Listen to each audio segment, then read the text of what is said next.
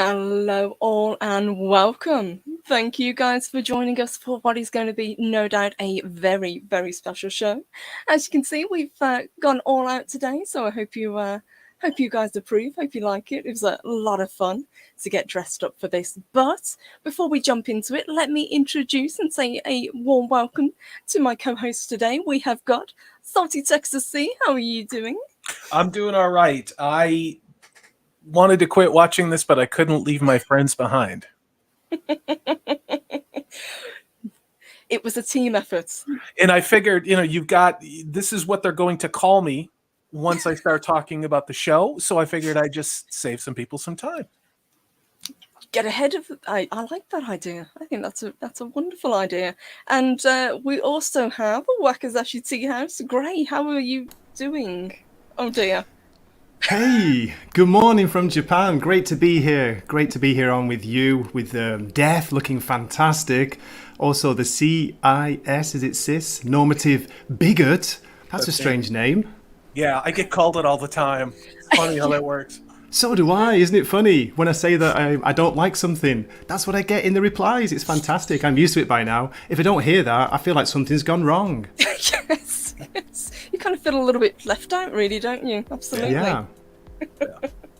Purple, I think the people in chat want you to go full screen to show off what you got going on over there. Okay, I can do that. You made a promise to do this on the Tuesday live show we do about 2 months ago. It was back on June 13th or so. And I said, all right, please do it. And she's been putting this together for weeks. And I turned on the camera and I was like, damn. Okay, guys, here you go. So, as you can see, this is the death costume. I've got the ankh, which is kind of being hidden by all of this hair. And did the eye makeup as well. So hope you guys like it. It was a lot of fun to do. It really was. And backstage, this is no lie, all I've been doing is lamenting what could have been. This is true. What the show could have been. But, yeah. But before we get into all that, let me say hello to everybody. And we've also got a couple of super chats that have come in early. So thank you guys. We've got Snorter Poopers, great to see you. We've got Psycho Dwarf. Daniel, hello Daniel, great to see you. Kaylee D, hello sweetheart. Let's see, we've got Keely Chow. We've got Emotionally Unstable Amphibian, great to see you. Jaden Hamilton, hello there. Daniel, great to see you. We've got Lyle Hammer, hello there. Leia Rose, hey sweetheart, good to see you. Dave Bob, good evening. We've got Louise X Sparrow, who did an amazing interview with Salty recently. Loved getting to hear what she had to say. Let's see who else we've got, because you guys have been busy today. I think I saw Amanda Maneffron and Oldan as well. Great to see you guys. So let me grab these before we jump into it. We have got from Daniel, we've got a $10 super sticker. Thank you so much. And it is a Shiba Inu. Love those. Thank you so very much. And from Emotionally Unstable Amphibian, we have got a I can't even get my words out. A super chat. Thank you, honey. It says, all hail our pale empress. Thank you so much, loves. Oh, and we have got... Oh, Salty, thank you. Thank you. Thank you for keeping this promise. You look amazing. Well, thank you guys for encouraging, and thank you for kind of giving feedback, going along and trying to find the bits to put this together. But it was a lot of fun. But what wasn't a lot of fun, as we've hinted at, was the show that we've just watched. But before we get into that, what I wanted to talk about was a little bit of the background. And Gray, this is where you come in, isn't it? This is, you were a massive fan of Sandman when the comic was first released. I was, Purple, thank you. Yeah, I used to buy comics like Batman, Spider-Man and Daredevil until I was turned on to comics like the original Hellblazer, which featured John Constantine, or is it Constantine? And then through that I found Sandman. I started buying it, I think, from issue 8, and then I got the back issues. I caught up. So yeah, 75 issues plus one special. most of them are fantastic, especially the first half of the run, I would say. You know, some of the greatest, most interesting comic book writing I've seen. Well, at that time, I was an impressionable age, Purple. Do you know what I mean? I was 16, I think, when I started buying it, and it ran for like 6 or 7 years, so early 20s when I stopped. And yeah, I just love the mix of like mythological stories, you know, the old gods mixed in with poetry, with Shakespeare, and just damn good storytelling. Yeah. And in the beginning, there was quite a lot of horror. Yes, that is one of the things that drew me in as well. Not just the fantastical world that he's created and the characters, because they were so unique at the time. I was used to reading, you know, Batman and Superman and Sandman. Reading it was such a breath of fresh air because it was so different, and that's what really drew me to it. But they did say that it was believed to be, for the longest time, they couldn't convert it to any other type of media because it was such a complicated story. And it's been tried for probably at least the past 15 years, I would imagine, in various scenarios. They tried to get this off the ground. Gray, you mentioned, well, I don't know when you want to get into the actual show itself, but I do think that this show could have been done if it would have been taken out of Neil Gaiman's hands entirely, and then given to an anime company in Japan. And Gray, you talked about a particular movie, which we are going to watch, all three of us, and maybe some other people want to join us. In, what was it called? Paprika? That's it, yeah. Paprika by Satoshi Kon, he's famous for Perfect Blue. Fantastic animation. It's apparently inspired Chris Nolan to do in parts of Inception. It goes into dreams, you know, it goes into like insanity, madness, horror, also beauty. It looks amazing, and I think the Sandman should have been done, as Purple has said, and you too. As an animation, it would have worked so much better. Absolutely, and Jaden Hamilton said exactly what are the comics about. A name like Sandman seems strange. How to answer that question? A lot of it had to do with 70s and 80s alt-rock counterculture icons. And there were some people like David Bowie, there were Robert Smith of The Cure, there were other people too, and then there were real life people that were in, I think, the alt-rock scene. I think it was in the UK, if I'm not mistaken, and that's who Death was actually based on. And that's why this is so particularly difficult to watch, what they did to this show. But that arguably is the least of the problems, even though it is absolutely unwatchable. Yes, yeah. I suppose it's worth talking about very early on. One of the main criticisms that this show has had for pretty much since it was announced and the cast was announced was the gender swapping, the race swapping of a lot of the main characters. And honestly, just as Salty said, that's really neither here nor there when it comes to this show. And it is a bizarre one. What have you got there, Gray? This is from, I think it's issue 11. It's The Doll's House Part 2. And it's a beautiful pin-up by the artist Mike Dringenberg. How would you feel about life if Death was your older sister? I mean, such an iconic design. I was really looking forward to seeing it in the show, you know, at least once. But they decided that they couldn't do that for reasons. So there we go. Shame, because it was... And you can see it just with that image you had, Gray. You can see Robert Smith. With Morpheus. That's Robert Smith. You can tell Robert Smith, the lead singer of The Cure. You know, crazy hair. Why can't I be you? You know that Robert Smith, and then of course Death. Now take a look at Purple Valkyrie. Take a look at the Death that's drawn in Purple. If you want to take the image. Quality's not great. Sorry, my camera kind of sucks, but there we go. That's the actress who played Death. Yes, and this lady, she did competent. You know, she portrayed the character as I expected her to portray it. Now, this is the lady called Kirby Hall-Baptiste, and she is the Death for the Netflix.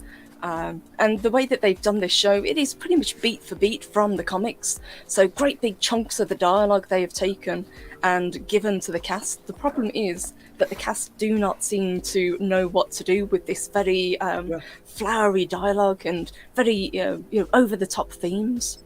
For me, and I said it, the problem with a lot of this version of Netflix with the Sandman was they absolutely cast the wrong people for 90% of the roles, and the fact that the race was different was way down the list.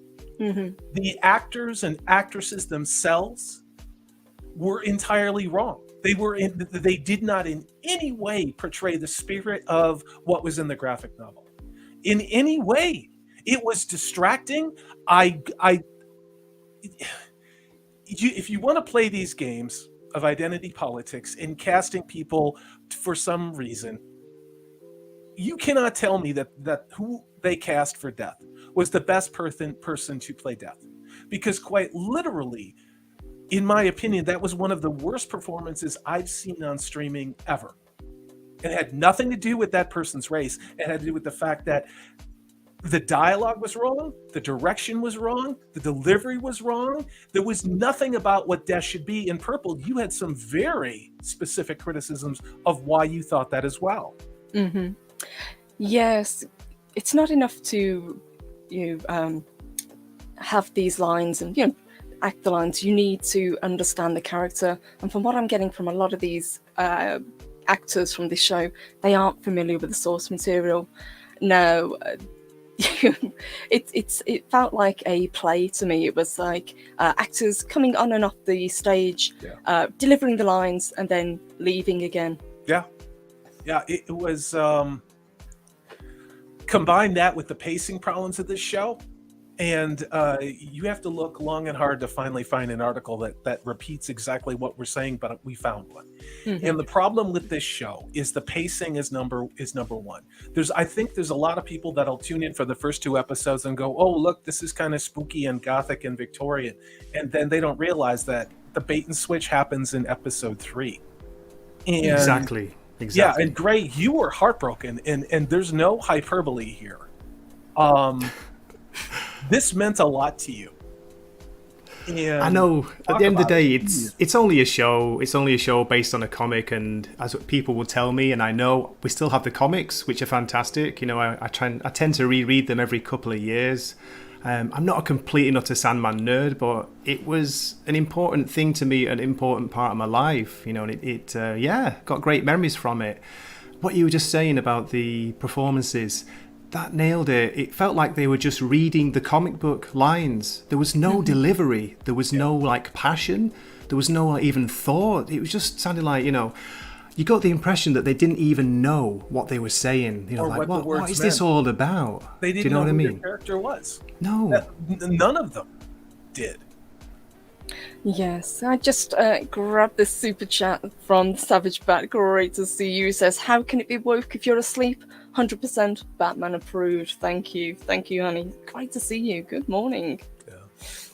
Shall we kind of jump into it and kind of give people an overview, because there are 10 episodes to this. This is the first season. We are presumably going to get multiple seasons, but what this first season covers is Preludes and Nocturnes, and pretty much most of Doll's House as well, which are the first 2, if you break them down into graphic novels sections.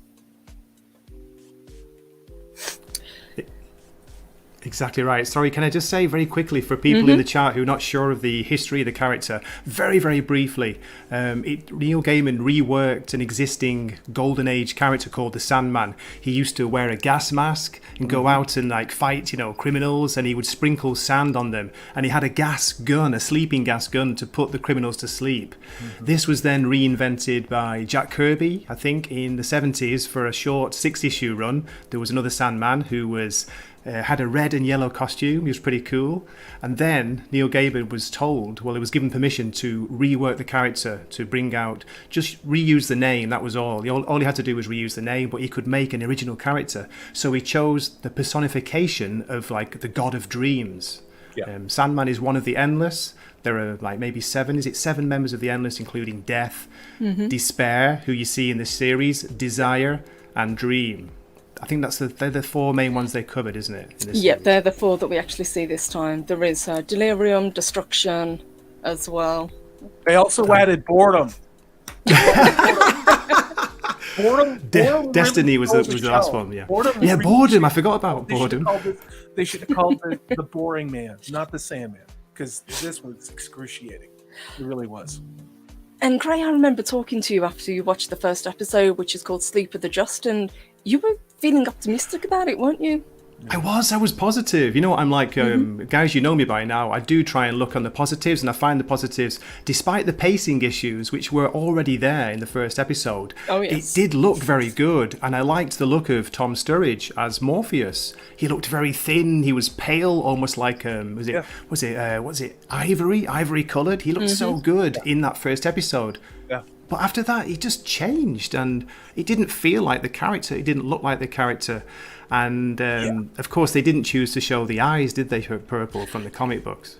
Yes, and we've talked about that. One of his kind of main features is he has black eyes, but very white pits, almost like that kind of suck you in and draw you in. From what I can tell, they said that they didn't want to do that, or they only used it very, very sparingly in a couple of scenes because they wanted the actor, Tom Sturridge, to be able to emote with his eyes. He is a very stoic character. He plays the character very stoically. His voice is very, very low, very whispery. And even when he gets kind of riled up, it's not the sort of rage that you would expect to see. He's a very sedate character, as you would imagine, being King of Dreams. Yeah. They also, within those first 2 episodes, there was a character, the son, we'll just say that suddenly is now having an interracial gay relationship. Because reasons. Yeah. Now, to be fair, Salty, that is kind of comic book accurate, but they swapped the race of the man he was having an affair with. So the Magus, Roderick Burgess, his son, his son has, it's not really shown in the comics, it's implied that he's having an affair, basically a relationship with a guy called Paul, his assistant, his PA, basically. But no, they chose to swap the race of that character in 1920s England, which was very interesting, shall we say. Yeah. Along with a whole lot of other people in positions of power that were there for representation reasons. It was jarringly so. I mean, the last time I watched Downton Abbey, it seemed a relatively accurate depiction of what the English aristocracy was in the 19-teens, 20s. Not in this adaptation. Someone has to correct what the past was. And you can get over it, you can, but it is distracting. I mean, does this really worth doing? I guess this is what they focused on, not the quality of the story. And it's surprising because this is a Netflix series. They obviously spent a hell of a lot of money on this. Some of the CG is very expansive, the sets are huge, the costumes are very intricate, and the cast is massive. We have some huge names attached to this. We have people like David Thewlis, who plays John Dee. Later on, we have Jenna Coleman, who is...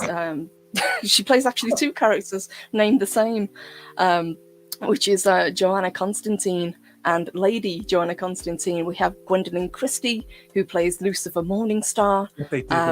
What they did to her is horrifying. Yes, and I really like Gwendolyn Christie, and I've got no issue with her being Lucifer, but they did not do her any favours with the way she was portrayed.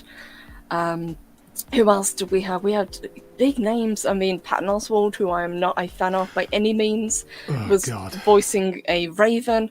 We even had people like Charles Dance was sort of Roderick Burgess. Charles Dance was there, wasn't he? Yeah. Stephen Fry was in there as Gilbert. Stephen Fry, yeah. We had Lenny Henry was doing a voice of one of the characters. Yeah. And we also had Mark Hamill voicing one of the characters as well. It was Woketopia. It was Woketopia casting.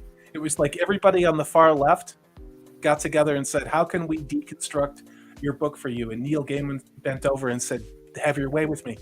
Because this is in no discernible way the story of the Sandman. We can get into the particulars of it, but there were at least 2 moments that were critical from the original Sandman story. Not because I say they are, but undeniably so.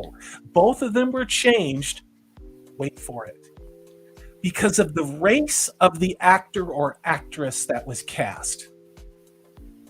Let me repeat that. He changed the story, his original story that we all know and love, because they decided to cast someone of a certain race, put them in that role, and because that person was a certain race, the story had to be changed to reflect current year ideology. I've never seen that before in anything. Yes, and you mentioned it before. This is very much a project that Neil is attached to. I think he was one of the producers. He had a hand in casting, so it's definitely absolutely what he wanted to portray. It was bizarre for me. But we've got some super chats. Great to see you. We've got Nico. Hey, Nico. He says, "Hi, gang. You look awesome, Purple." Thank you, honey. Great to see you. We've got a couple more people who've joined us. Louise, good morning. She said, "Having no attachment to the comics, I'm not finding it that bad, but definitely has some highs and lows." Absolutely. Let's see who else we've got. Matt Jones, good to see you. Says, "Overall, the story has been pretty good. I even didn't mind Christie as Lucifer. Without Bowie, who might have been better. I'm not sure I want her to get a proper Lucifer adaptation." Yeah, I thought she was fine. she's great, but having that character, and obviously they wanted to make the most of the actress. One of the pivotal scenes, and one that I actually really enjoyed. I enjoyed it in the book, and I thought it worked pretty well visually on the show as well. It was a face-off between Dream, and it should have been a demon, but it wasn't the demon. They swapped it instead and had Lucifer in the battle, and that was one of the big disappointments for me. They have these huge imaginative worlds. We see the dreaming, we see hell, and it just looks very, very bland. The characters, especially when you see them in the books, the demons that they bring, they are imaginative, they are grotesque, but in this they just look like people with prosthetics stuck on them. Yeah, not well. I mean, we all love practical effects. These effects were practical, but they were not very good. No. Great. There weren't enough. Quiet. There weren't enough, were they, Salty? I'm just thinking, like, in a Sandman show, which is where you're supposed to, talk about the dreaming world and the endless possibilities, the visual possibilities of that world.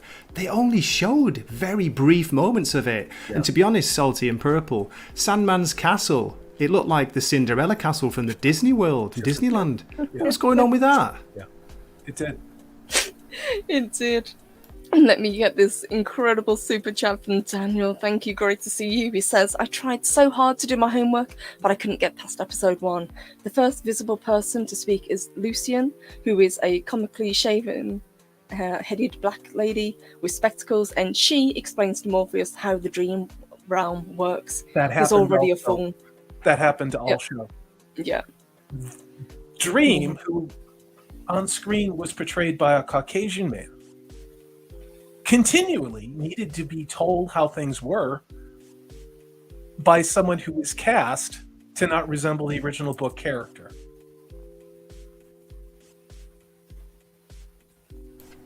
I'm biting my tongue, Salty, at times. I really am. Why? I'm biting my tongue.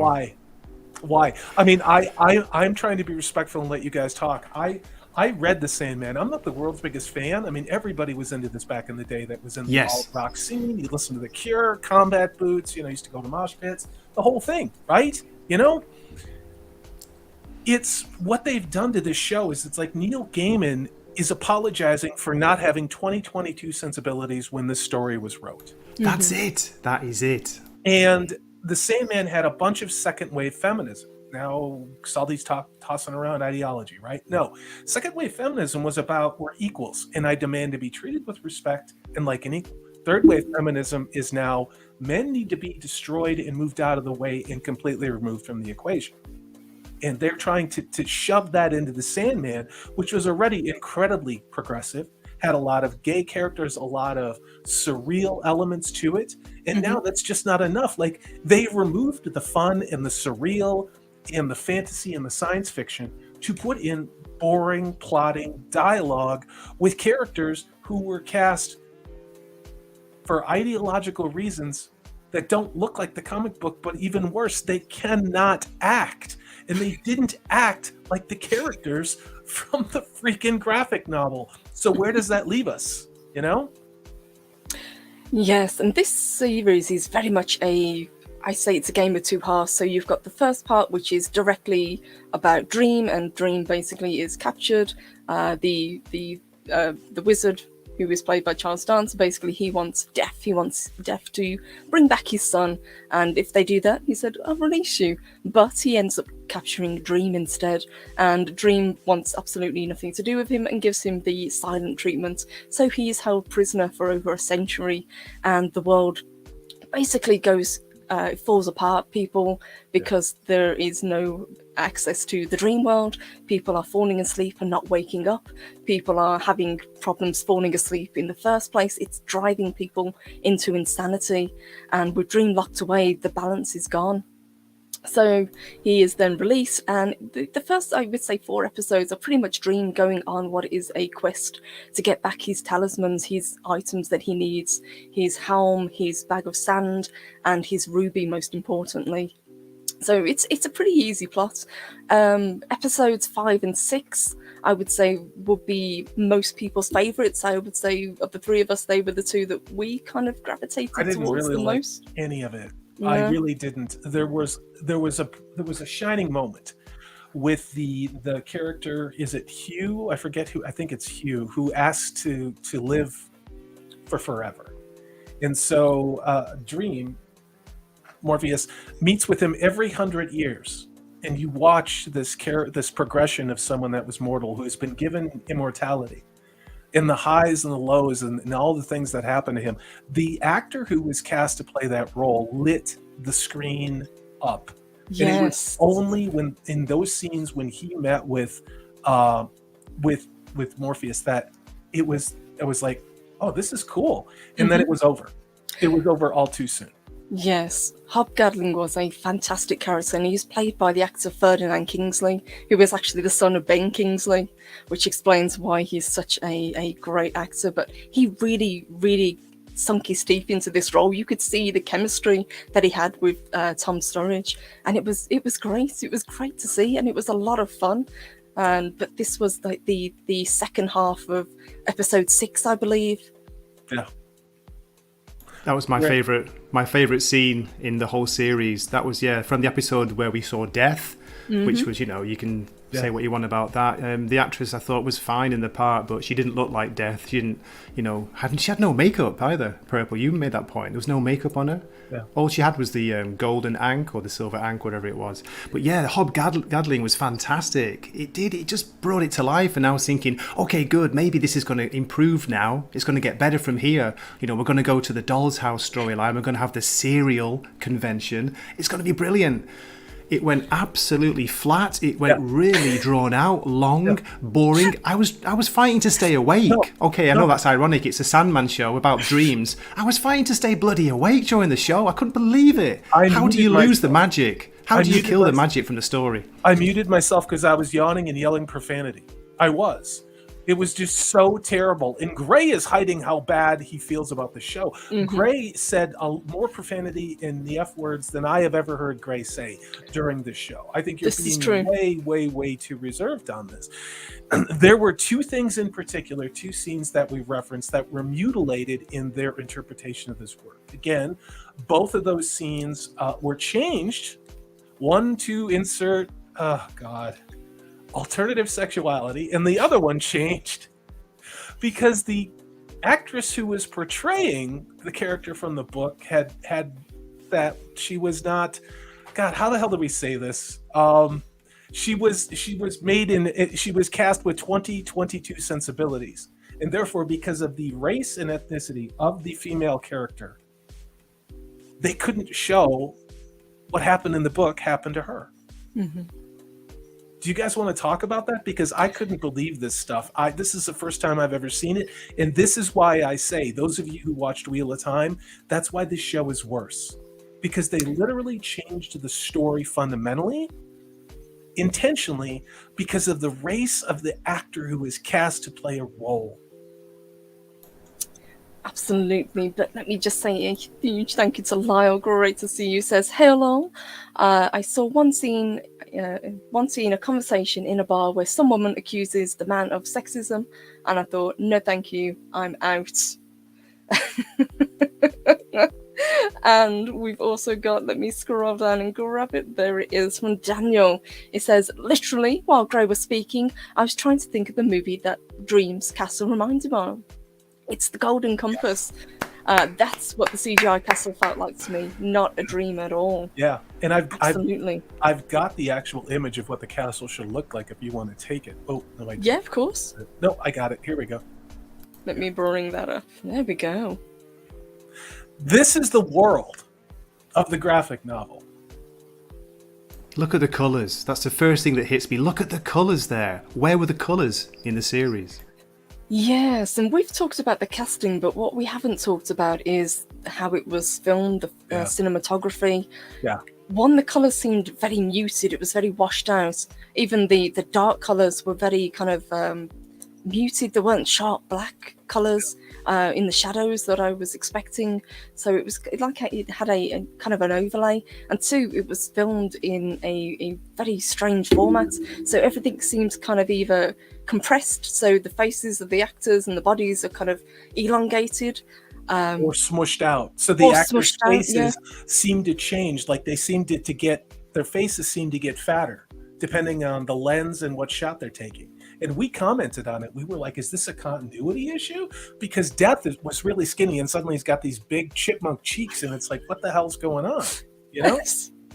And Matt Jones, he says that his ex was black and she was more goth than Death in this. Purple, you had some criticism about that, about Death, and that Death didn't even wear any goth makeup. I knew African-American girls when I was in college that it wasn't goth, they were just punk rock girls. Yes. You know, yeah, and they wore the eyeliner and looked like Robert Smith and The Cure, and they had crazy hair, and they were into all the same music and everything. But who they put on screen? It's a soap opera actress trying to play Death. It is, and it's a shame because she is actually, she's very attractive. She is very beautiful. But if they'd given her the black lipstick or, some wild eyeliner or something to kind of, accentuate her features, it was such a strange. She was just dressed in black. Clothes. Clothes. Yeah. Yeah, I mean, and I actually have a scene pulled up of what Death should have been wearing, in my opinion. How hard would that have been? Look at that. Oh, yes, I've the got a skirt like that. formal wear. Fantastic, I remember that. This is not nitpicking. You know why? Because somebody actually created the storyboards in the comic book itself. You have everything there. This is not on a script where we can interpret it. It was drawn this way, repeatedly, through countless issues. This is who Death is. You want to change the race? Fine. Mm-hmm. But it doesn't even look or dress like Death. Yeah, so we've talked about this, and the whole idea of the Endless is that they can appear as pretty much anything, so they can look however they like. But if you're going to go down that route, then give us half a dozen different embodiments of Death. Yeah. Let me see an Indian version of Death, the goth white version, an Aboriginal looking Death, a Native American Death. Any of these, just really kind of give us an idea of what the character is like. Yeah. And if you can have all of these actors embody the same personality that Neil gave this character, then that would be amazing. Because the whole point is that Death is supposed to be a comfort. Death is the last friend that most people ever have, and Death wasn't always like this. She was once very, very stern. She was very stoic, and she realized that she didn't like people being afraid of her, so she committed to making friends with people and helping them onto wherever it is they next go. Yeah, she's a very sympathetic character. And the actress's portrayal was one of, I'm phoning this in. It's really important because that in that episode, in the story, Death is basically trying to teach Dream, how to interact with humans because, he is so stoic, he's so standoffish, he can't understand us. And she's been, as you say, working for years and years. She's changed her approach to it. She's the last best friend you ever see, she said, Purple. So yeah, that's the point of the story. And to be fair, I mean, I'm being positive here. I thought she did a good performance with what she had, but she just didn't. Not about the skin colour. The costume, the makeup, the air of the actress. She didn't portray an endless being, you know, an amazing, like, incredible, frightening, all at the same time, whatever, personification of death. She just didn't do that. I'm sorry, but in the reviews, everybody's raving about her, and if you say what I'm saying, you get called an istonophobe. Yeah. Like I said, I did find an article that says every single thing that Purple Valkyrie, that Wakizashi's Teahouse, and myself said while watching this show. It is the first one that, in how many hours, how many days has this been out, to say exactly what we've said. Really. And let me give a shout out very quickly to Ian Zephyr. Great to see you. And good morning. He sends us £25. Thank you so much. He said, let's not be too negative. At least we got to see the world's most thoroughly used green screen. Yeah, Great comment. Great comment, Ian. Wood, with lots of blocks of wood in front of it for most of this show. And Demo Penguin, great to see you, says, changing the story to fit the actor is backwards, surely? Usually, yes, but this is most definitely 2022. Yeah. And this is Neil's work. He can do whatever it is that he likes, but I'm not going to pretend that this was an incredible show. I wish I could. I wish I could say that I had an amazing time. There were parts of it that I did enjoy, but overall, it left me very bored, and that was a shame. Salty. But one of the characters that did actually surprise me is the personifications was Desire. And now this is a non-binary character. This is played by a non-binary actor, Mason Alexander Park, and I thought that they actually encapsulated the character very well. I was surprised. Me too, Purple. Me too. I thought they were probably the best from the comics. They were the best representation, apart from Hob Gadling, you know, the man who didn't want to die. He, she, they, whatever, was the best part of the show. Looked and sounded like I imagined Desire to sound. As Salty was saying earlier, I think they based it on a kind of early David Bowie, didn't they? In the comics, that's the look they were going for. And I've seen people in the chat saying, "Well, who would you choose to portray, Desire?" I think Desire was fine. I think for me, what happened was I was so frustrated by having to sit through this show and being bored. How can you be bored by what Neil Gaiman writes? I absolutely love a lot of what he's written. American Gods is in my top 10. Yep. Really is. And I'm not talking about the abomination that Amazon did. The book itself. I think it's a work of genius. It brings me great comfort. And he's had adaptations of his work before, Coraline, which was great, which I think Sandman would have worked much better. Very, very good. In that genre. I think that would have worked. We've also had things like, what else we had from him? Stardust. Stardust, that's the one. I can never remember what that's called. Probably because I didn't particularly like that, I've got to admit. But again, it was a fateful adaptation from what I could tell.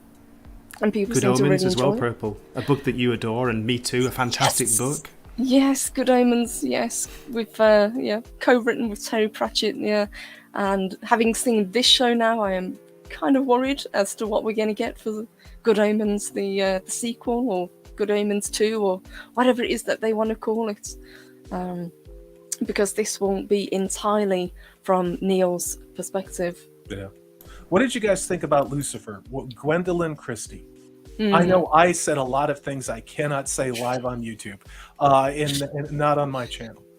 But I think they went out of their way to take Gwendolyn Christie, and yeah, she's a very tall woman. But this is probably the most flattering thing they did. And after that, they turned her into, how do I say this? Not someone who's not very good at being a drag queen. And this is a very important character. Yes, this character, is very important for the plot, but it was also her role in this was elevated, I guess you would say, because she took on the role of another demon that was happening in the book. So the standoff, the battle of wits between Dream actually happens against Lucifer in the show, which was an interesting idea. But as you say, they did not do her any favors with the way that she was portrayed. I thought the hair was pretty terrible, and Gwendolyn Christie is a very tall, very statuesque lady, and there's no reason why we can't have a androgynous, I guess, looking Lucifer, because that's pretty much how the character is described in the books. But I felt bad for her, especially with the costumes that they gave her. Me too. When I first saw the trailer, I thought that she looked pretty good, because they were showing as you said, the most flattering scenes of her. Mm-hmm. But when we saw the episode, I don't know. And then when she came back into it later on, didn't she? Was it in the final episode? In the final episode, she looked terrible. I don't know what they'd done there. Yeah. Salty, you were talking about that, weren't you? It's oh God. Don't want to say. Don't say it. Say it. Don't say it. Someone who's not transitioning well. That's what they did to her in the final episode. And I just thought go ahead, Grace. Sorry, I just thought she looked like a private school from England's kind of matron, the old nurse who works there. Yeah. It just completely changed. Yeah. She's supposed to be beautiful, striking, incredible. Like Lucifer was the brightest, the most beautiful of all the angels until supposedly he or she rebelled. Yeah. But that's a Caucasian actor. And that's how this show works. Don't get me started, Salty, on what they did to how they represented straight white males. I'm saying them because, just pointing them out doesn't make me a racist. Their narrative, they did this. They knew what they were doing. Pointing it out is not racist. This is an opinion. This is not an opinion. Look at the narrative, look at the story, sit through all of the episodes of this. Watch what is done deliberately based upon those of the races of people who were cast in these roles. Look, as you say, look at how they've portrayed, I'm going to say this again, straight white males. Also, straight married men. There's some very biting commentary about that. And bad fathers. The Caucasians. Yeah. All the villains were white. Yeah. Yes. It's on the nose every We time. haven't even got to the villains yet. No. We haven't even talked about the Corinthian. You guys want to take a look at everybody's favorite bisexual, Joanna Constantine? Oh, well, yeah, if you want to pull that up, let me say hey to Lyle again. So thank you, Lyle. He said Sandman should have been an anime done by someone like Football or Trigger Studios, who can do the vivid and vibrant world that Sandman is. Yeah, I agree. We talked about that, Lyle. Again, Grey, that movie Paprika, this is what they should have done. It doesn't matter. When are we going to get another faithful adaptation? I say all this looking at the Rings of Power, guys. Like, they know what they're doing. Nothing really matters anymore. Let me bring up, yes. Yay! Hey, everybody's favorite. Do you guys know that this is not John Constantine. You know why? He's white and he has a penis. This is Joanna Constantine. And she's gay. Do you guys know she's gay? She's in an interracial gay relationship. And if you don't know that, they keep telling you over and over and over and over. Yes, and Coleman was not great in this. I mean, I'm not a fan of hers anyway. I was never a fan when she was in Doctor Who, but in this, she really just seemed to be phoning it in. The only time that I thought that she worked was when she was Lady Joanna Constantine back in the 1800s as that character, but this modern version that they brought in, and I know why they brought her in, it's because there was, licensing issues, they couldn't use Matt Ryan, but it is such a shame because he is such a great Constantine. He really is. But she did nothing for me. Yeah, I was kind of broken by this episode and her performance. It was so dull and dreary. It had nothing of the the laughing magician, the man that you love to hate. Well, of course, he's not a man, is he? Now, to be fair, Lady Joanna Constantine was a character from the comics. She's John Constantine's ancestor. You know, she's alive during the French Revolution. She does a mission for Morpheus, very important, which is shown in one of the issues. But yeah, to see him swap to Joanna Constantine, I don't know. I'm sick of reading the excuses. Neil Gaiman said it's not only about rights. He said he made a deliberate decision to change the character early on in the production. You can find that. It's in an article. It's quoted. That's who they replaced. Tell me why they replaced him. It's a man. It's a white man in a position of power and confidence. A white man with blonde hair as well. There were so many blonde-haired characters which were not blonde hair, all white in the series. Just saying. I mean, again, I'm not the one making a big deal out of this. This was a comic book. This wasn't a script. You know? Joanna Constantine as a character played by Jenna Coleman was boring. It was a beige carpet in a beige room with beige furniture with coffee with too much cream in it. Everything was beige and flat and boring. The most interesting thing and the only thing I took away from her character was, did I mention she's gay and in an interracial lesbian relationship? Is she really salty? Damn show did. I didn't get that from the series. You know, it didn't like smash my face with it like 20 times. Can I say? Guys, that's fine, but that's not what the hell was in the book. Now, me saying that does not make me a bigot, a homophobe. Me saying that means I can read English and my eyes work. That's what that means. And Louise says, except they didn't change the portrayal, so she was still playing a man. Yeah, she was still playing a very masculine character. Yeah. I can't say that on Purple's channel, but you know what? Oh, my scissors are over here. I don't want to do it. Never mind. You know what? And Renzira says, Neil Gaiman did a lot of things once the check cleared. Yeah. Yeah. No love for Jenna Coleman. Yeah, I've got to admit, I've never been a massive fan of her. So watching water evaporate. Yeah, this. And Matt Jones says John is bi. Yes, he is now, but for the first 300 issues or so, he was not. I took an image of what John Constantine was in the original Sandman. Obviously, the gentleman in the trench coat, your hard-boiled detective type, cigarette-smoking Cockney accent. You guys know this character better than I do. Instead, we get Jenna Coleman acting like she's still on Doctor Who. That's about it. About it. Yeah. With a Scouse accent, yes. Oh my god. What did you guys think of the second half of this series? Because as I said, this is very much a kind of, you get the predominantly the part with Morpheus going on his quest to get his items back. We have the John D centric episode, which I was surprised that they did, which is 24/7, which is one of the things that I think most people remember. It's set in a diner. Mm-hmm. It is very, very graphic. Oh. I was surprised that they drew back from a lot of the visceral imagery. It was played very, very safe for a lot of these scenes in the comics, and especially as as they go on. There's a lot of violence. Yeah. There really is. There's a lot of very graphic scenes, and even with the Corinthian, who is our big bad, who was introduced pretty much at the beginning of the show, and he has an overarching story throughout the season. Even he seemed very tame and very kind of reined in. Well, this is a criticism of this as a television show, not regarding its faithfulness to the source material, because that's how I looked at this show. I did not see any hero's journeys at all. I didn't see a 3-act play at all. I didn't. Who we think is the main character is not actually the main character and gives up his agency to the race-swapped librarian.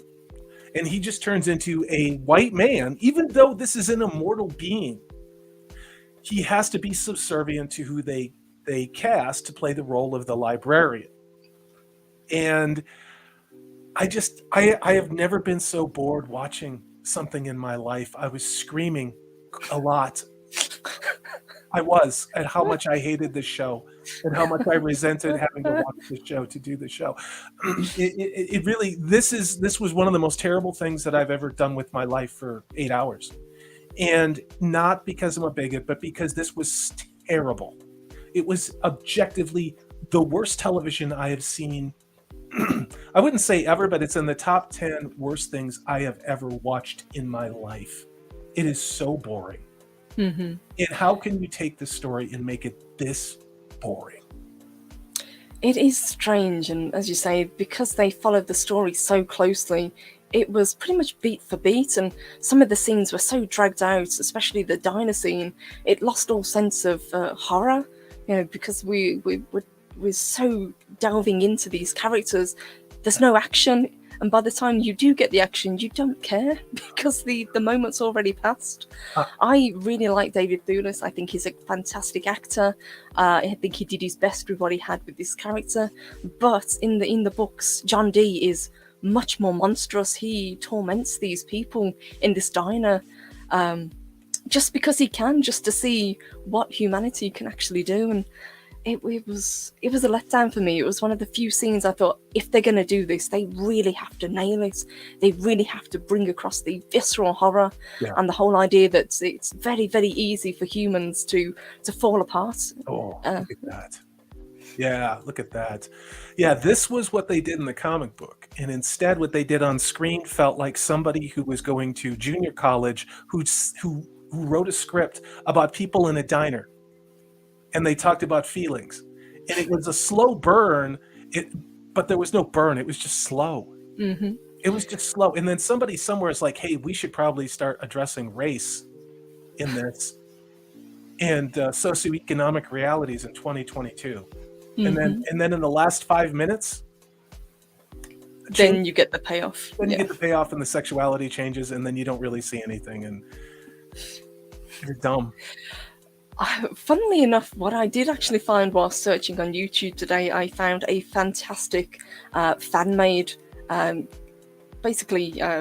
film of this particular scene. What I will do is I will link it in the Wolf Chat later on, and you guys can check it out. This was done on a shoestring budget, but they really managed to encapsulate these characters so well. It was almost jarring to see how well this small production did of bringing these characters to life and really kind of getting behind the ideas of these that Neil had. It's funny that you mentioned the fan-made video of the source material for the Sandman, and you all should check that out because it is remarkable. Because we covered this, I think, on my live show, or it was on somebody's show, talking about the Wheel of Time too, where it was a fan-made video that literally just people cosplaying, and it looked like you thought it would in the books.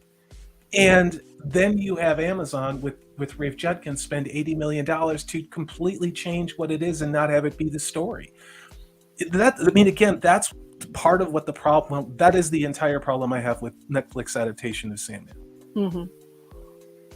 I would absolutely agree with that. And you've seen this before, and we are fully expecting to see this once more when Rings of Power drops, and it is disheartening to see it time and time again. And people will say, "Oh, you guys are just so negative."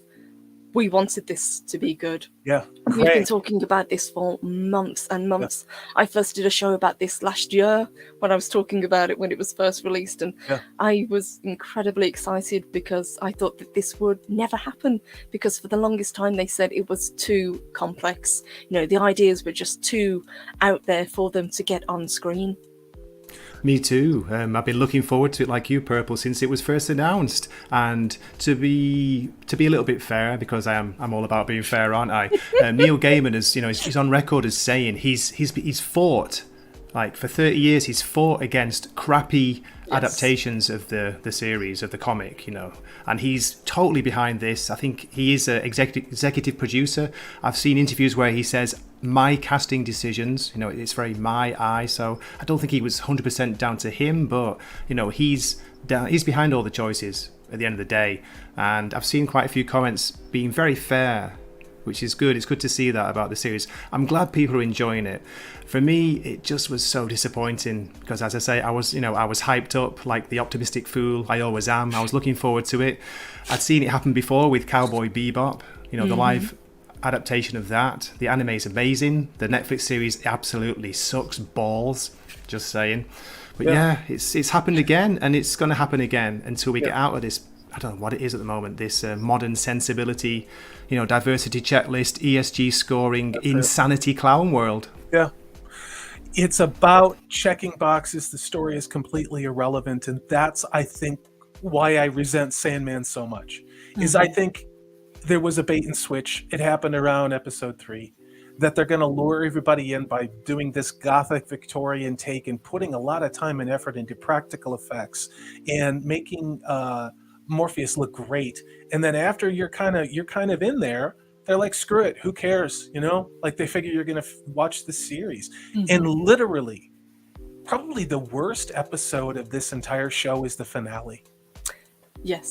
Yes, and by the time you get to the last episode, because the pacing has been so slow, you're just willing it to end. And we've talked about this, all the episodes are kind of different lengths as well. And episode 2 is the shortest at about 35 minutes, which is very bizarre, whereas the rest of them are 45 up to an hour long. Yeah. There's if we wanted to rage farm, we would rage farm. I think part of the reason that Gray is holding back, because Gray is holding back, is we talked about watching this show for a long time, and it was with a sense of melancholy and sadness. And I think for Purple and for Gray, it was very personal, because this meant something to them. For me, Wheel of Time meant something, and Tolkien means something to everybody.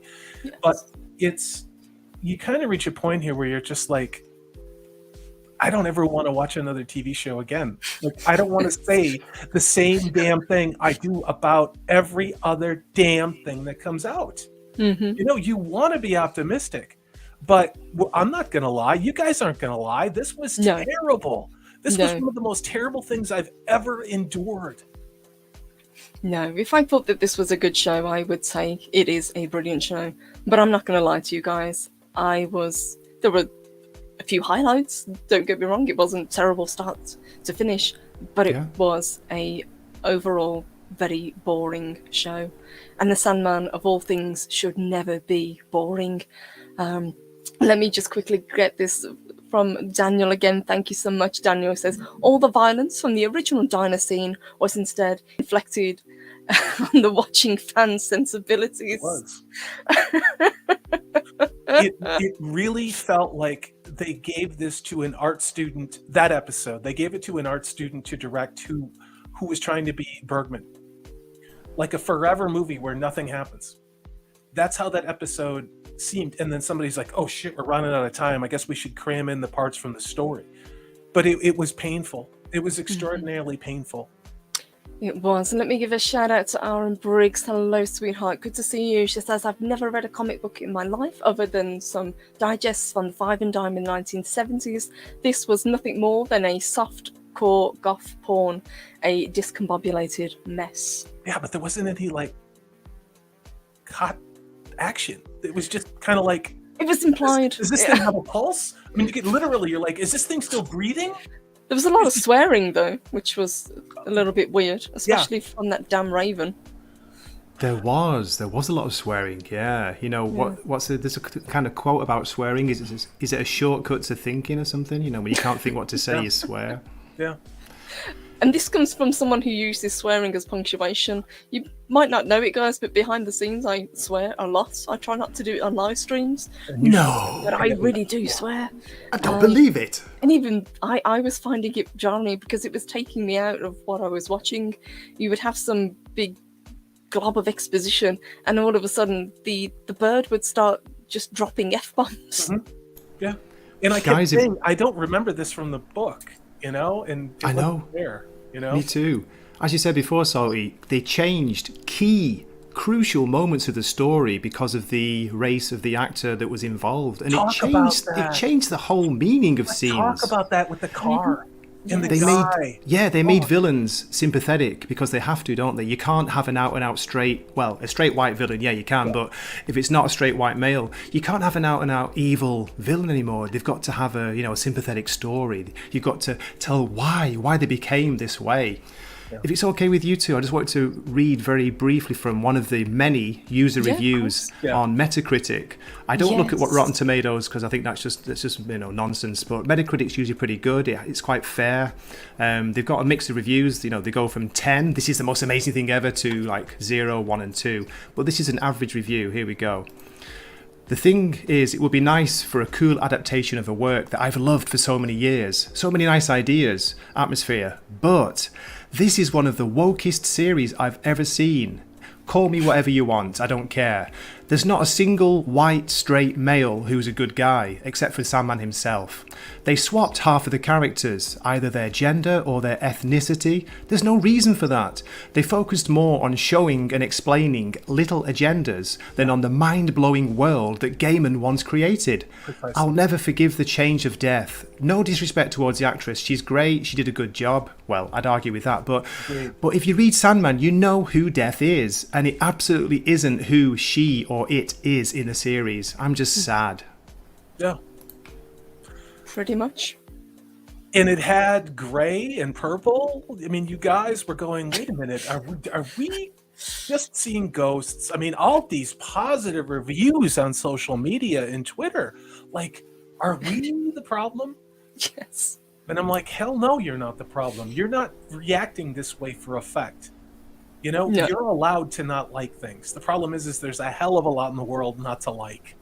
And saying you don't like it is just being honest. Agreed. Again, let me say thank you to Lyles. Let me grab this, guys. He says, are you saying real people don't announce their sexuality to total strangers? Ludicrous. Hollywood wouldn't lie to us. No. Don't mind the gay characters, don't mind the trans characters. They were in the original comic. It was ahead of its time. You can you can argue that, but it's the way that they put them in almost every single scene. It wasn't natural, it wasn't fluid. It felt thrown in there, and it felt like they were hitting you over the head with a hammer, about look at our gender, look at our sexuality. That is all the character is. It's like no, the characters are characters, that's part of the character, not the whole thing of the character. Am I making sense? I can't express how I feel. I'm sorry, I can't. Yes. One of the things that I wanted to talk about as well was I guess you would call it the second half or third, whatever you want to call the last 3 episodes. So we have a brand new character introduced who is, again, a race swap character from the book. I didn't think much of the actress. I thought she was struggling with what she had been given. But how do you take something as fascinating as a serial killer convention and make it dull? Boring. How do you manage to do that? It was boring. This show was so terrible. This show was so terrible. It was so terrible because it was so effing boring. Boring. It was just boring. It was dumb. These dynamic characters. Okay, you want to change their race. I've said this before, fine. But it was boring. The delivery was phoned in. These people didn't do research on what the hell death was. And then to take Gwendolyn Christie and turn her into, like a drag queen from the 50s, and that's Lucifer? Like, what are you doing? What are you doing? Sorry, salty rant over. It was bizarre, but it wasn't the only character that they didn't, do very well. We had Donna Preston playing Despair, who I thought was an absolutely terrible version of Despair. This is supposed to be Desire's twin, and another one of the Endless, but all we had was this larger lady in very frumpy clothing, whereas Despair is kind of, decrepit looking, would you say, Gray? She's very kind of scraggly. She's very almost, she looks ill, basically. Yes, another iconic character design in the comics, again, which he just looked like a woman from a trailer park or something. I was like, what is going on? It was a representation of Trump voters, and I said it when we were watching it live. They're making fun of people who voted for Trump in this show, and you can tell. Because this show sat on the shelf for a long time. The show was actually finished back in 2020, or almost. And you can tell with some of the continuity issues, I still think that with Mm-hmm. the appearance of some of the actors and actresses in this, especially Morpheus. But you can tell the agenda is just dripping off of every single thing that they do. And again, it's not because I need to make up drama. It's because they put it there. You know? Agreed. And Claude Parrish said in the book it was a variety of artists that gave some of it its character. Actors can't capture that. Okay. I would say it definitely depends on the actor and the caliber of the actor. I mean, some of them portray their roles just fine.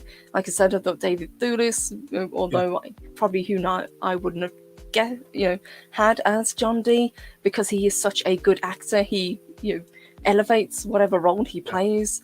I thought Ferdinand Kingsley was probably my favourite character, even though he had a very, very small role, but it was such an enduring character. It was a breath of fresh air to see. Even Charles Dance, guys. Sorry, Salty. Charles Dance at the beginning, who is a fantastic actor. He lights up the screen usually. How good was he in Game of Thrones? Yes. He was amazing. He was diluted and dull as Roderick Burgess, the Magus at the beginning. The Magus, yep. I believe, to answer that poster's comments, with all due respect, that these decisions came from Gaiman or the directors themselves. Mm-hmm. They were instructed to present these characters this way. Now, I'm not in their head. I don't know what they did. All I am is an objective observer on this. I have nothing to gain by watching this show. I did it so I could spend time with my friends. I didn't think it was going to be good. I wanted it to be good. I did. It just reached points where I literally was just, what are you doing? This show isn't even a story anymore. It's just things moving on the screen. And who cares? It's an anthology. Yeah. I don't care about anyone in this show at all. It's got to be so bad that by the time we do have this final standoff with Dream and the Corinthian, you just do not give a shit, basically, about what happens to any of these characters. I just wanted it to end. You just want it to end. You're so right. Very disappointed with what they did with him, because in the books, the Corinthian, he is introduced later on. He's not there from the beginning, but he is such a menacing character, and he has teeth where his eyes should be, and it didn't translate very well.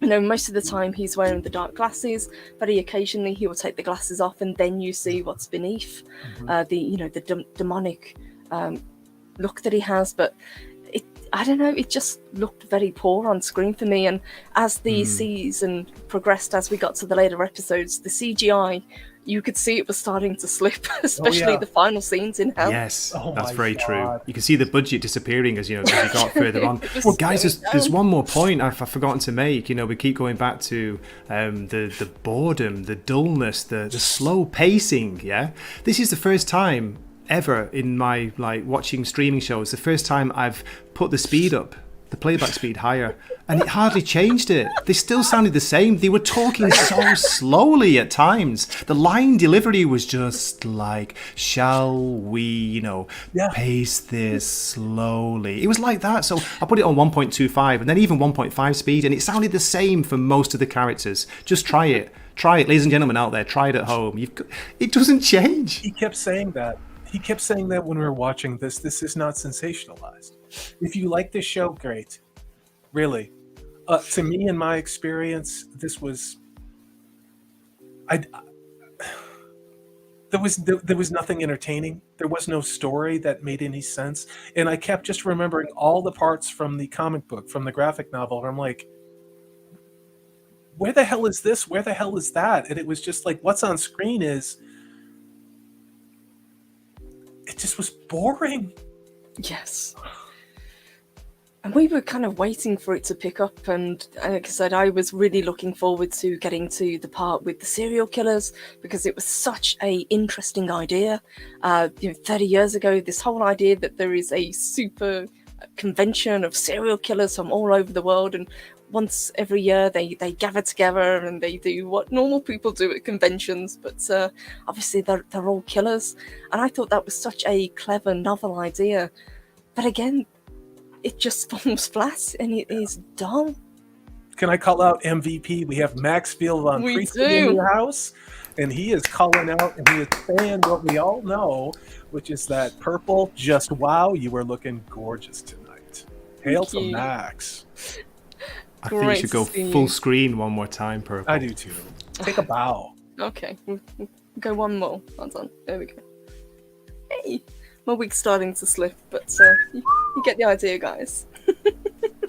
Well, it's just an iconic design. That's all you can say. You know, what's wrong with showing such an iconic design in the show, even just once? But they couldn't do it. They couldn't do it. It's not really open for interpretation. That's that.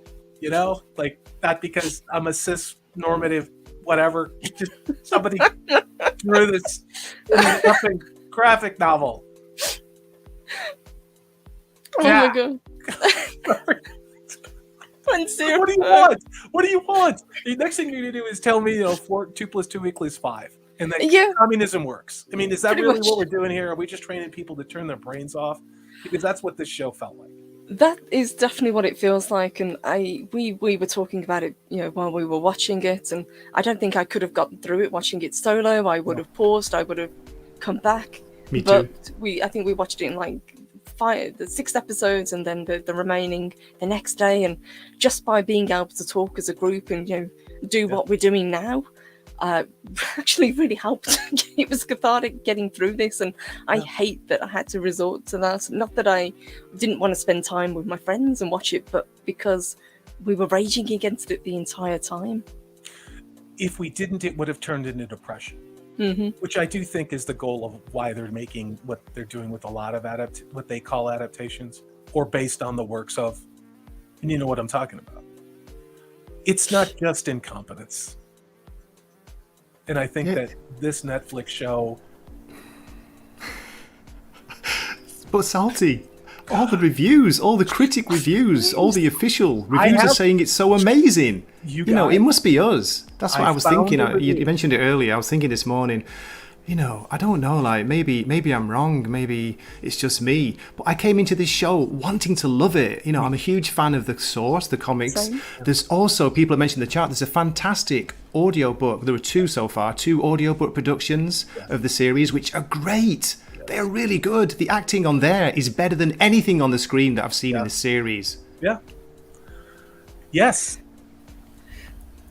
Yes, I will pull that up just momentarily. Thank you, Salty. I see what you've got for us, Sam. But let me just grab these because you guys have been incredibly generous today. So Ren Zero says, here's something for a drink, Purple, to help you forget this lame show. And yes, I swear a lot of us can relate when talking in public.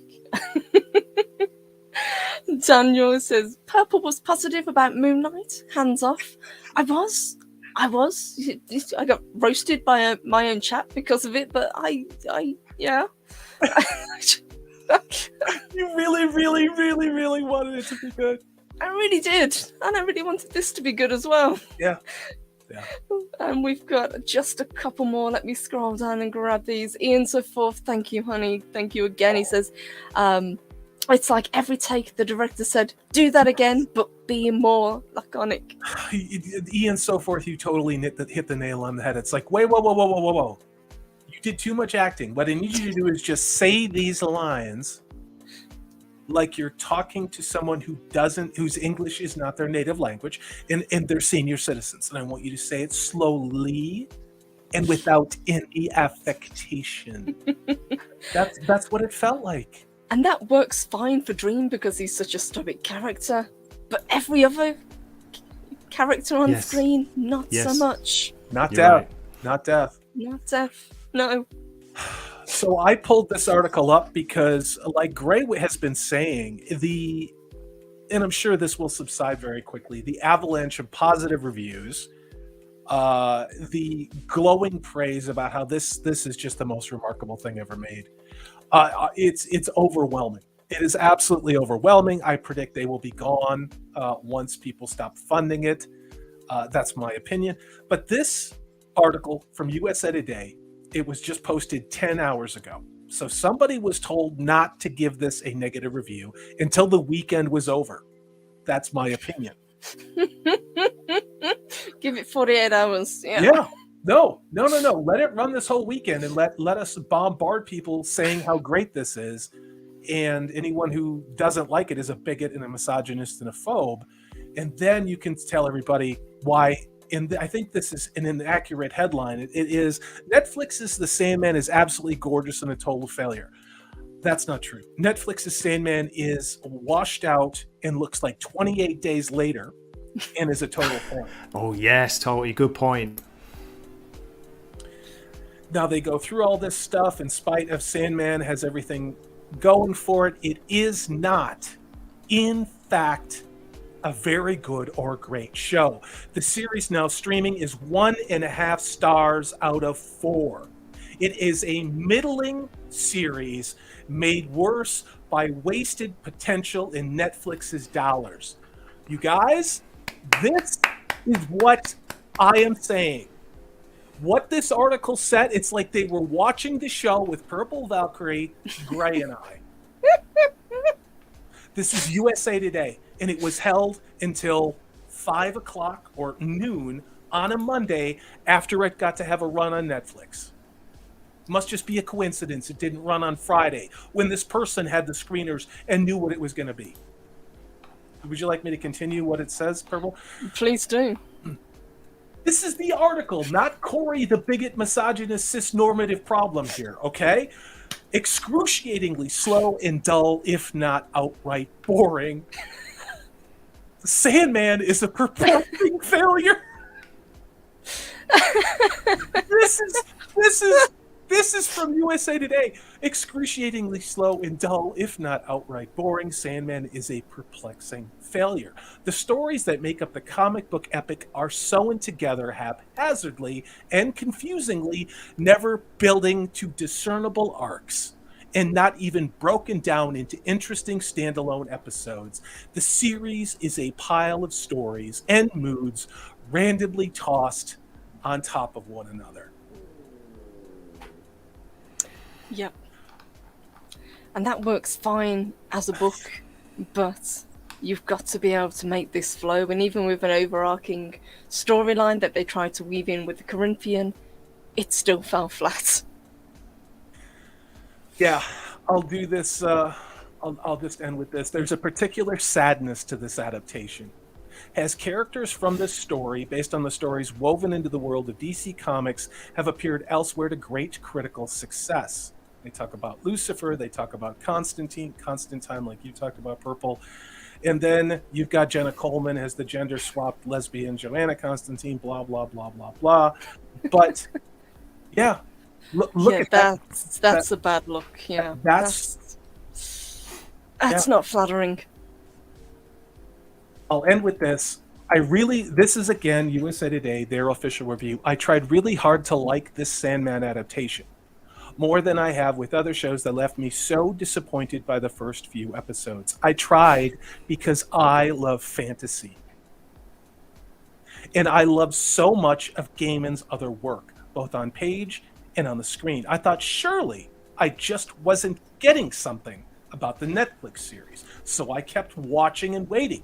But if anything, the deeper into the 10-episode season I got, the worse the show became. So no, I'm not angry. The series is beautifully shot and faithful to Gothic art. I don't agree with that. I just wish it were better and wonder whether it should have been made at all. Agreed. I didn't read that article. Yeah. That's pretty much where everything we said here, they said. Yeah. That was pretty much our consensus when I stopped episode 10. It's like, what the hell did we just watch? It's bad. It's the pacing, the writing, the delivery, the direction.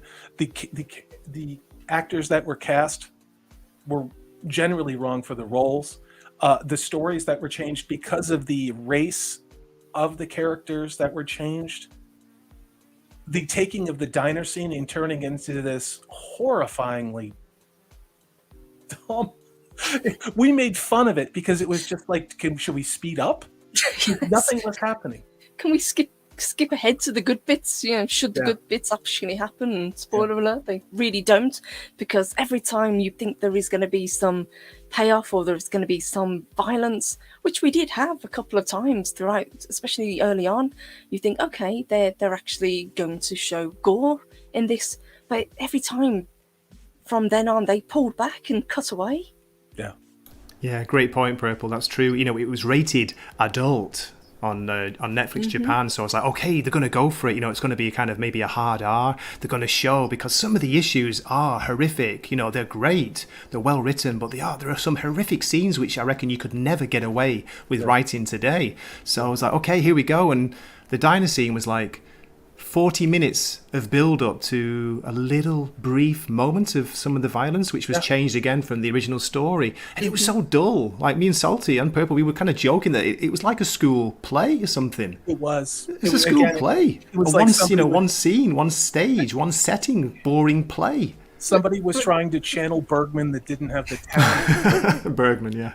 And I kept... Guys, we've got 3 different versions of cabaret songs. Wasn't that a bonus? Yes. We had drag queens singing Broadway tunes. That got a lot of screen time. Character development, not so much. Story arcs, non-existent. Like that article said. What have we got here? Oh, thanks, Purple. It's the only other negative review I could find. And okay, this is a Daily Beast. I know, whatever. But still, I think they get it. Netflix's The Sandman is one terribly boring fantasy series. And just briefly scroll down to this bit here. Shit.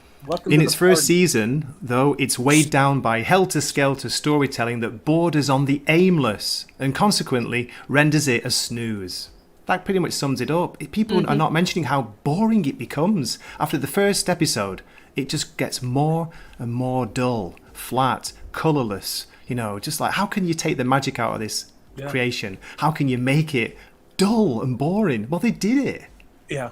I kept saying this, is that, to me, in my opinion, this show was Neil Gaiman having his Patrick Stewart moment. His being ashamed of being old in the English and rich in a man. And he therefore needed to destroy something that he was known for as penance for being an old, white, heterosexual, English, rich man. Just like Patrick Stewart did with Picard. I believe this in my heart, I do, that Neil Gaiman chose to do this too. I think, arguably, what I think most people, when you say Neil Gaiman, they think of the Sandman, at least from, my generation do. Yeah, me too. Same. Yeah, absolutely. And it does begs the question, should creators keep a hold of their work? Now, usually when a creator does, it turns out for the better. You think what J.K. Rowling did with the Harry Potter series, what it could have been had she not had such a tight rein on this. And then on the other side of the coin, we've got what is happening with Tolkien's work now that he and his son and anybody who actually cared about the legacy of these books is no longer here. Yeah. The thing with Tolkien is first of all, this show, we in my opinion, stopped calling this Tolkien. Yes. There's no Tolkien in this. There's no Lord of the Rings in the Rings of Power. This is Payne and McKay. So please stop calling this the Lord of the Rings of Power. It has nothing to do with the Lord of the Rings. It has nothing to do with Tolkien. These guys copied some names out of like this many pages and then said, how many different diversity checkboxes can we hit? How many ESG score things? How much LGBTQ representation can we put into Middle Earth, and then pronouns? And I keep saying this in every show that I'm on. The worst has not been said on this show, guys, on what's coming in the Rings of Power. The worst, most egregious, non-Tolkien, non-canon changes are coming. This is not Tolkien. Please stop saying this is Tolkien. It's not. It's not Lord of the Rings. This is the Payne and McKay show. That's all it is. Very much so.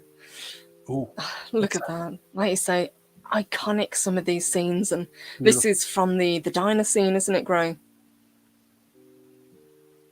Yes. Sorry, I'm muted. Yes, it is.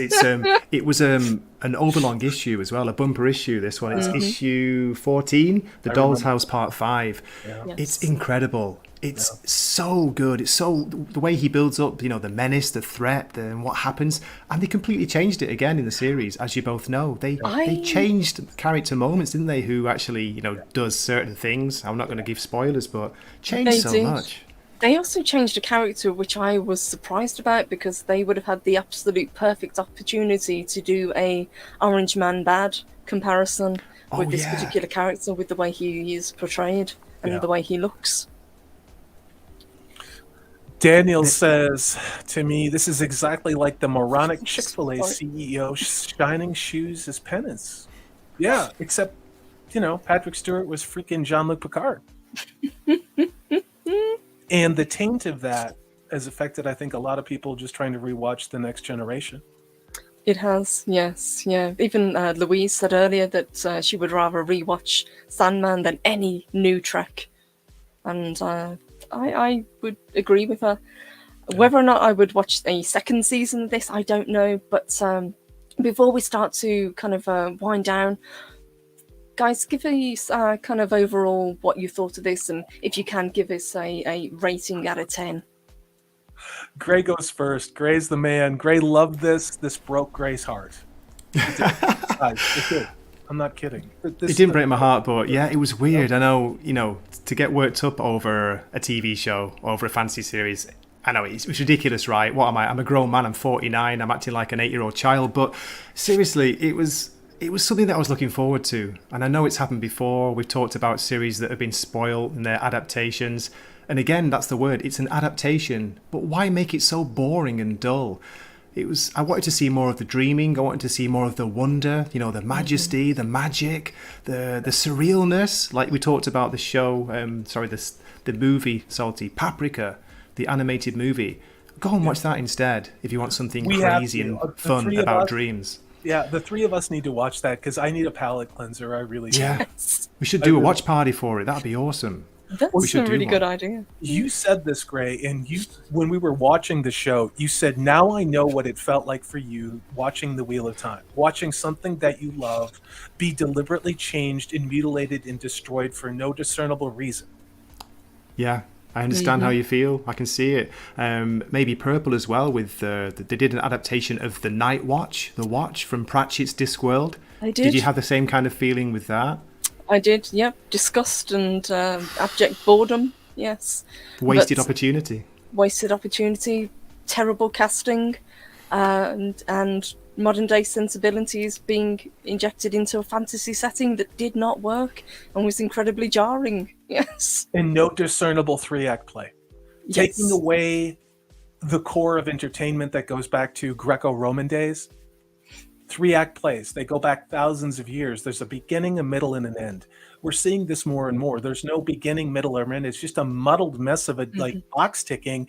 And then at the end of it, you look up and you're like, what the hell just happened? There's no characters. There's no hero's journey. In the Fire of Fandom videos that I do, people have talked about that routinely. Like we would go to these people because they would either be cautionary tales or they would teach you something or that, something. So there's a story and you're like, oh, if I do this, then that bad thing happens. There's nothing like that in Sandman. And yes, I know the comic books were surreal, but they still had a beginning and a middle and an end. Yes, yeah, they did. The stories, a lot of them are very self-contained, and that works in this medium. And I'm beginning to see now why, having watched this, it was believed to be unfilmable. And I would agree with that review that we've just saw. Yeah. Kind of wish it had remained that way, to be honest. They should have made it an anime. If they would have made it an anime, I could have, this could have been $1 billion thing. This could have went to the big screen. They could have taken the Sandman from Netflix and put it on the big screen. Kids would have been wearing Sandman t-shirts, wanting Sand, but that's not what they want. And it's becoming really obvious this is not an accident. Salty, on that note, as you go back to like the gorgeous purple Valkyrie and her iconic look today, based on an iconic design. I remember when it was coming out, the comic, I was buying it monthly, and the fever, the amazement, people were getting tattoos. They were getting tattoos of Death, the character, because it was so good. There were girls I went to college with that would do that dressed as Death for Halloween. You know, and they were goth. They wasn't really goth. They were just punk. We were just punk rock. You know, they had half their head shaved, not in the SJW way. This was second wave feminism.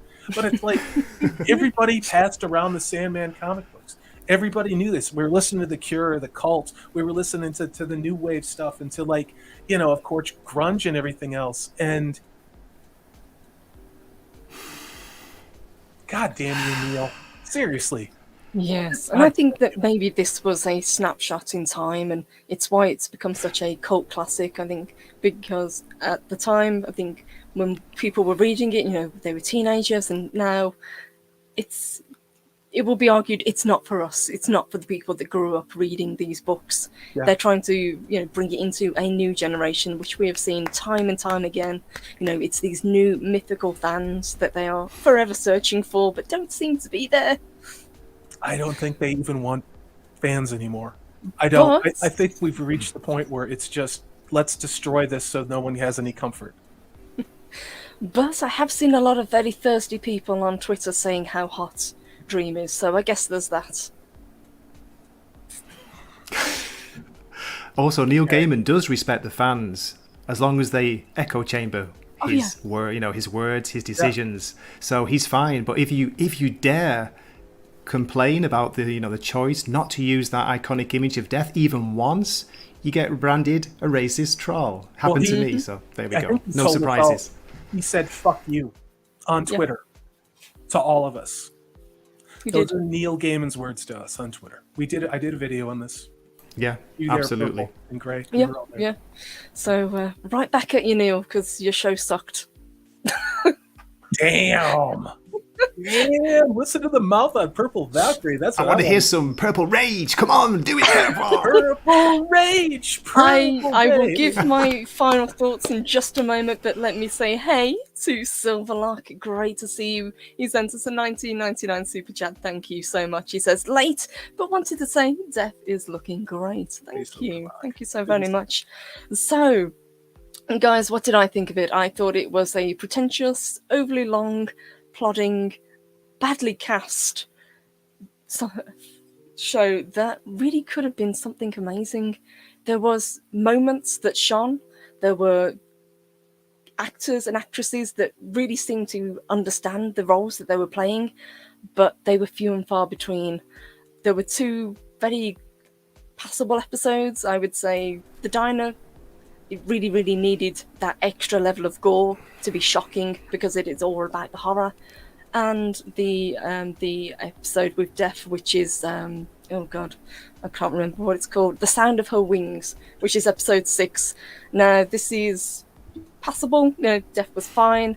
It is all about her teaching Dream about humanity, and the actress and Tom Sturridge seem to have decent chemistry together. It works, but it is the second half of this episode that we as a group really enjoyed, and that was the one shining moment for me in this whole thing. Once you get past this episode, once you get to the Doll's House, which is the next episode, then we have Playing House, Collectors and Lost Hearts. They are on a steady decline, and by the time you get to episode 10 you just want it to be over, quite frankly. Yeah. In all fairness, episode 4 for me, but I hung with you guys because I wanted to be there and help. So do you remember, like, we heard rumors there's actually 11 episodes. I saw that on the internet, and we were going like, oh no, there's another one. We thought we'd finished it. That's how I felt at the end. Ren Zero, I don't think they want consumers. I think they want to provoke a response. And I think they want to provoke a response that has us talking about race and economics and fighting with one another. That's what I think. So guys, before we wrap up and let everybody get on with their evening, what would you give it out of 10? Because that's our general rating system, isn't it? I'm going to give it a 2. I'm going to give it a 2 because it had 15 minutes. It had 15 minutes where I actually leaned forward and go, why couldn't the other 9 and 9/10 episodes of this show be like this? And the answer is because they didn't want it to be. Mm-hmm. I'm giving it a 2 to be generous, because if I say a 1, people will say that I'm being dramatic. You dramatic? I don't believe it. Shut up. What about you, Gray? I'm being Mr. very fair Corinthian. here. After a promising start, the first episode, it was a promising start, and I was like, okay, this could be good. This is going to be good, you know. I give it a 3 out of 10, and I'm renaming it The Bland Man. There we go. Trademark. That's me. The Bland Man. It's so bland. Yeah. It was. It had such potential, and I hate to see shows fall apart the way they did, especially ones that we were really looking forward to. For me, I would give it a 3. I almost gave it a 4, but I've taken a point off because of Neil, basically, and the way he's been so antagonistic towards people, especially on Twitter. So, yeah, suck it. Yeah. Buy his books off eBay. Yes. Yes. Second-hand used comics. Yes. Ian said, well played, Wakizashi's Teahouse. Thank you, Ian, and great to see you, and thank you for your support for Purple. It's brilliant. Yes, thank you guys, and we have had an amazing chat. You guys, I've been trying to grab as many of these comments as possible, but yes, Daniel says Blandman is genius. It sure is. Might have to steal that and rename this live stream, just saying. Da da da da da da da da, Bland Man. I don't know whether we're going to get a second season. I would imagine we will, because it's Netflix, it's Neil Gaiman. They're going to push it. Why? What character arc would you follow? You think there's just I could just start over, you know, because there's nothing that you need to pick up. Didn't care about any character apart from Hob Gadling. There wasn't one single character who drew me in, you know, maybe like care about what happens to them. How can you do that with 10 episodes? It is bizarre, and this was one of the longer seasons as well. We were thinking, you know, how many there was. Louise said it was #1 rated in a lot of countries. There will be a second season. Yeah, there will be, absolutely. And Ren Zero, you're welcome, says, thank you for the stream. Fun as always. Now I have to go to sleep with rage. Sorry. And thank you, Daniel. It is my honour to get to work with both of these guys. Both of them incredible YouTubers and content creators in their own right. So can we take a moment to celebrate Purple? Guys, that please. Come on. Please. Can we take a moment? Purple Valkyrie put weeks into putting this costume together. She trying to find an Ankh that was the right size was driving her crazy. She set up special lighting. That wig is not cool. We're just going to say that she has been doing this for almost 2 hours, like a trooper. She looks fantastic, and I just want to say thank you. I want to say thank you for your fandom, and thank you for this channel, and thank you for sharing this horrifyingly bad television show with me, because I was more entertained by the banter with Purple Valkyrie and with Wakizashi's Teahouse than I was by anything that hack, woke, apologist Neil Gaiman did. That I wouldn't trade the time we spent together for anything. So thank you. You're welcome for having a Purple Valkyrie channel. Thank you. Thank you, guys. Yeah, thank you so much, Purple and Salty. And Salty, I felt for you, mate, when we were watching it together. I felt for you. Salty was really taking one for the team, guys. He was struggling with this, and so were me and Purple. The further on it went, the further on we were just like, God, we've got one more episode to watch. You know, when should we do it? We were like, we couldn't even be bothered, but we did. We did it. We watched it to the end because we have to. Greg, you're like every episode. He's like, well, maybe it'll pick up next episode. Maybe it'll pick up next. It's got to get better, guys, right? It's got to get better. And we're on episode 7. And I was like, dude, it ain't gonna get better. It ain't getting better. It's getting worse. And guys, we actually recorded some of these, so we might release some of these snippets, and you can actually listen to what we were saying whilst we were watching them. Not just me. There's a lot of profanity from everybody else. There's a lot of profanity. Just a heads up. But and Daniel, thank you so much. Oh wow! Oh my God! Incredible support we've had tonight. You guys are amazing. He says, "Fine, you guilted me into it, Salty." I was just calling it like I see it. YouTube has been really difficult, not just for me. That's a whole other story. But for a lot of small content creators, you hear the other channels talking about it, channels that have 1 million subs that aren't getting any views. Imagine being a channel like mine. I'm at 2,500 and change. Purple's at 2,100. Gray, you're just under 1,000. Really?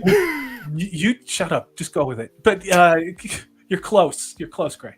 But YouTube has not been kind the last couple of months. They changed the algorithm, and it really affects you. You're wondering why people aren't watching what you're making. And we really appreciate you guys being in chat today. We really appreciate you showing up. And please hit the thumbs up. If you can, leave a comment for Purple. It's been a rough couple of months, and we don't know what's going on, and we don't know if and when it will ever end. We'll just say that without making this too dramatic. But it's true. It is, and we are always incredibly lucky to get to do this. We love getting to talk with you guys. We love getting to work together. But it does make you a little bit despondent when you think, well, we've put so much effort and work into creating, and YouTube doesn't seem to want us to succeed, which is kind of sad. No. Guys, I wanted to say thank you. You reminded me, the chat has been awesome. The chat has been on fire. It's been fantastic. Your comments, I'm sorry I've not been replying. I've been seeing them. There've been some fantastic comments. Very fair, very fair. I thought we'd get a lot of shit for this, but I've been surprised. We've been getting quite a lot of love. No way. What's going on? Absolutely. Salty was right again, Greg. That's what's going on. Salty was right. Official. And a big thank you to, let me, if I pronounce this correctly, Jorge Villarreal. I hope I pronounced that correctly. If I didn't, my apologies. Who sends us a $4.99 super sticker, and it is a doing this sticker. Flexing. So thank you so very, very much. So guys, that is what we think of Sandman. If you guys want to watch it, we would love to hear what you guys have to say. As always, we would never say don't watch anything, but we will always give you our honest opinions. If this was incredible, we would have spent the last hour and a half telling you why it was incredible. Yeah. But we will never pretend, and we will never lie just for clicks. So, guys, Thank you. Thank you so very much. Before we go, have you guys got anything that you would like to talk about before we go? Gray, do you have anything? I have some Sandman comics. Nothing coming up at the moment, nothing planned, because great news, guys. As you know, I've told you in the private chat, but my daughter is coming back from Kyoto. Yes. Later on. It's tonight, my time. It'll be Tuesday night, so I can't wait to see her. I was hoping to be on Salty's live stream tomorrow, Tuesday night, but unfortunately can't make it. But yeah, I will be there in the chat. I will be supporting you. And yeah, just so excited to see my daughter again. So that's so let's end on a positive note. That's wonderful. Yes, that is fantastic. All our love to her. And Salty, I know you had a fantastic Fire of the Fandom release today. What else have you got coming up? Well, that was Nerdporial today. I've got another Fire of Fandom video in case you haven't figured out the cadence. They're every other day, so the next video to come out will be on Wednesday. Of course, we have the Tuesday show tomorrow night. We're going to have Maxfield Von Priestley. Zax will be back. Of course, the one and only Purple Valkyrie, and we may be bringing in a special guest for the second hour after Max goes to go to grad school. But other than that, playing Dungeons and Dragons on OPG 70s channel, along with Amanda Manethra, Purple Valkyrie, a whole bunch of other people, Squeak a Mouse. Yes. And then after that, I don't know. That's as far as I can think. Jealous. That's all I'll say about that. And by the way, Salty, that Nerdporial video was fantastic. Man, I love Nerdporial. How awesome is he? And his thoughts on Tolkien. It's so good. You got to watch it. I never heard him swear before. That's a true story. I know, right? I couldn't believe it. It's like hearing Purple swear, the private. It's a true story. I mean, he literally asked me for permission to swear. And I never go on mic or on camera for those episodes because I want it to be all about the person. You don't see me asking the questions. We're interacting. I entirely remove myself from my own channel and video for these. And I do all of the creative stuff and music and images and all that stuff, right? But I had to, with Nerdporial, just go, yes. Dude, Deadpan. Just go ahead, curse like a sailor. But it was a wonderful moment, and I'm not laughing at him. I'm laughing with him because, God, we love Tolkien. We do. We do. And just before we wrap up, let me say a huge thank you to Silverlock again. You guys are incredibly generous. Thank you so much. He says, just send some positivity. Screw YouTube. Thank you. Well said. Thank you so much, guys. We're not being Incredible. dramatic. We're not being dramatic. It's just a lot of us want to hide how challenging this has been. But And it is Silverlock, sorry, said, what channel is this D&D game on? OBG 70. So it's OBG 70. It's Mike. And yeah, give him a sub. He does Asian cinema. He covers a lot of fantasy stuff. And then I believe we're going to be starting at 6 p.m. Central tomorrow night. So. Awesome. And MV, good to see you. I need to get with you and message you. He says, Purple, what the hell did you do with your hair? It's a wig. Honestly, it's just a wig. It's just... My hair is under a it's under a hairnet with the wig on.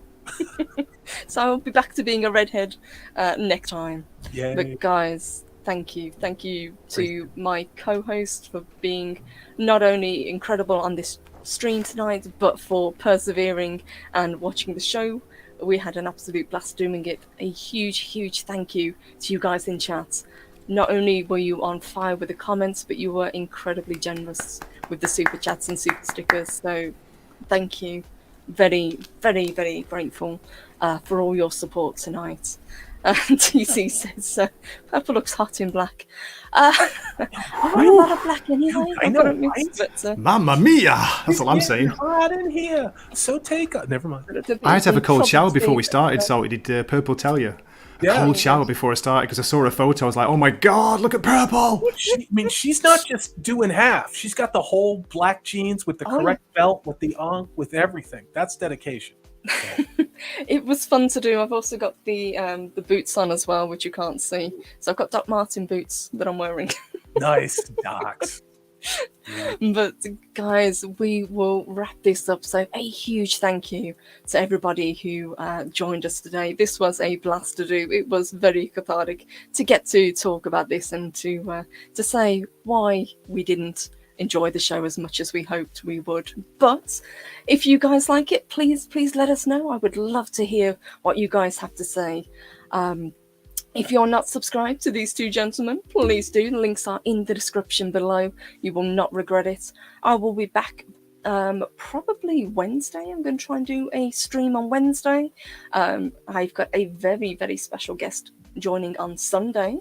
I've got another Purple Valkyrie welcomes, and that's to do with Discworld, which I'm really looking forward to. So we have a lot of content on the way as well. So guys, you have a fantastic rest of your evening. Have a wonderful weekend, and we will see each other very soon.